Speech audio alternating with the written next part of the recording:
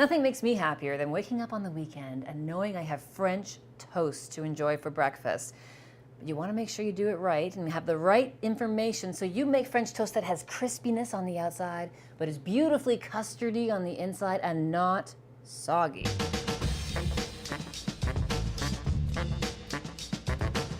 The bread is so important because it has to be sturdy enough to handle the batter and not fall apart. So I have here some bread. This is a thick sliced sandwich bread you can get at the grocery store. You might find it called Texas toast, but it's at least 3/4 to an inch thick. Stale bread is better for making French toast than fresh bread. Stale bread absorbs more of that custard, so it gives you a more custardy center.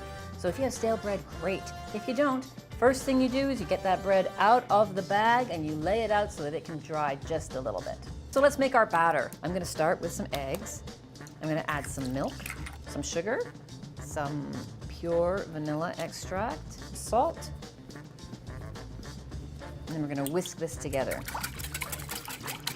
When you go to soak your bread, it's easier obviously to soak it in a flat container. So I'm gonna transfer it now from this bowl into a shallow vessel, just so that bread can sit there and soak up that custard well. Texas toast into the custard, let that soak while I preheat my pan. So we're gonna preheat on about medium heat, and we're gonna let that get nice and warm. Now in the meantime, I like to heat my maple syrup because French toast doesn't hold on to its heat for too long. And don't cool it off with cold maple syrup. Put some warm maple syrup on. It helps the butter melt, makes it delicious. I'm gonna turn these bread slices over to continue soaking. Once my pan is hot enough, I'm gonna go ahead and add some butter to the pan. And that's exactly what I want to happen there. I want to hear that sizzle. That tells me this pan is hot and ready for some French toast. So out come the slices, drain off any excess, and in they go to the pan.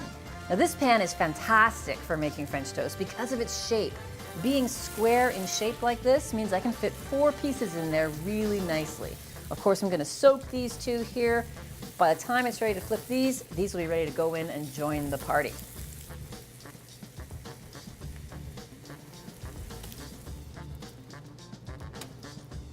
So over they go, nicely browned on that first side. I'm gonna give these 2 a little more time, but not too much longer because they're catching up fast. So we've had this on medium heat. It takes a little time, but you don't wanna have it too high because if you have the temperature too high, you cook the outside, brown it too much before the inside really gets a chance to cook.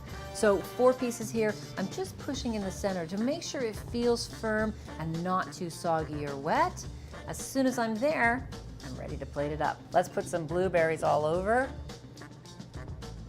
and then